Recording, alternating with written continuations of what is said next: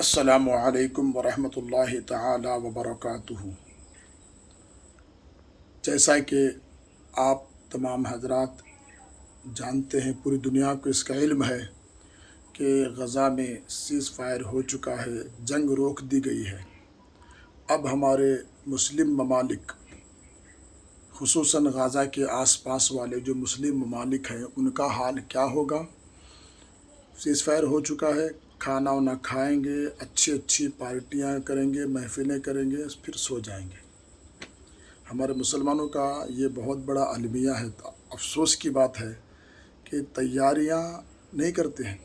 طوفان کے آنے سے پہلے ہی بند نہیں باندھا جاتا ہے، طوفان آنے کے بعد تب بند باندھنے کی کوشش کرتے ہیں، جب تک کہ طوفان بہت کچھ خسارہ کر کے، نقصان کر کے چلا جاتا ہے۔ ہمارے لوگ ابھی کیا کریں گے؟ کھائیں گے، سوئیں گے اور اسی طرح سے زندگی گزاریں گے۔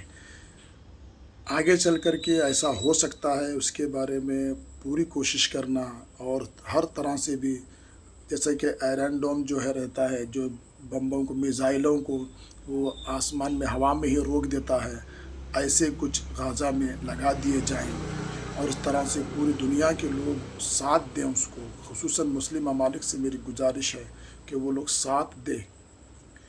جیسا کہ حضرت سلطان صلاح الدین ایوبی علیہ الرحمہ کے زمانے میں جاسوسی نظام قائم تھا، آج بھی وہ جاسوسی نظام اسی طرح سے یہ لوگ موساد کے نام سے کر رہے ہیں، اندر گھس کے مارنے کی کوشش کرتے ہیں۔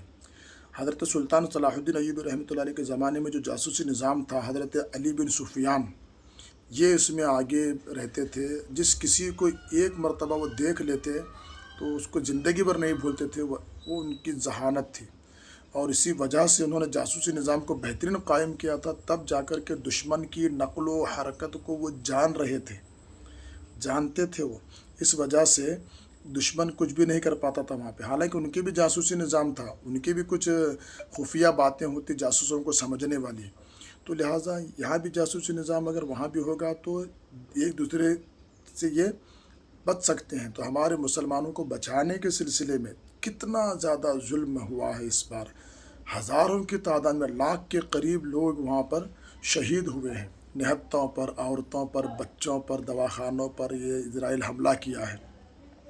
ظالم، بدتر، کٹر ظالم، آتنک وادی اس کو بولیں گے، ٹیررسٹ بولیں گے اس کو، اسرائیل کو۔